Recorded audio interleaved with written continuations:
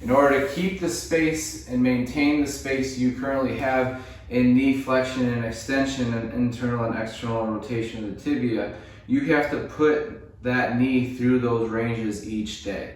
Can it internally rotate in and out along with your tibia? Can it flex and extend all the way, or are there limitations? Can your patella move around in a circle? Now those are going to be the most important things first before going through the next process. One thing you can do is get in the sideline position and bend your knee as much as you can with your foot on a wall or a box in this position here. From this position, I'm going to plantar flex my ankle and position myself comfortably in a way that doesn't cause any pain. Now, a lot of times you see people do knee flexion pails and rails, and the knee is placed directly on the mat like this.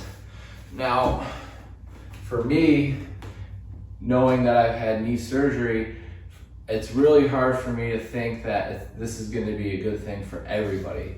So that's why it's really important to be able to regress this for clients in the sideline position. And I've seen people perform it also by holding onto the ankle, but at the same time, I think this is a little bit better because you don't have to worry about letting go and then catching yourself. When you're in this position, there is no let go. You just start pulling the heel toward the glute, okay? From here, what we're gonna do is passively hold this position for about 2 minutes. Inhale for 4, exhale for 8. Try not to open up the hip as much as just keep that knee flexed in a passive range without opening the hip up. From here, inhale 4, exhale 8. Hold this passive stretch for 2 minutes. Then after 2 minutes, we're gonna start kicking or starting to extend that knee into the barrier. So you're trying to actively press the foot into the barrier, but since the box is there, it's not going anywhere, it's creating isometric contraction.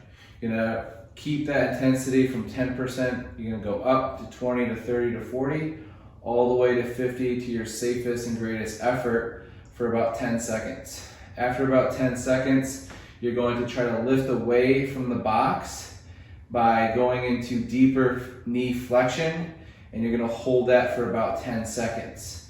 Now you're just gonna lift away as little as you need to or as much as you can, trying to get that heel to the glute for about 10 seconds, and then you're gonna relax back in your passive range. Now be careful not to open up the hip on your rails or your pals contraction and trying to keep that foot placed on the box in the same place the entire time.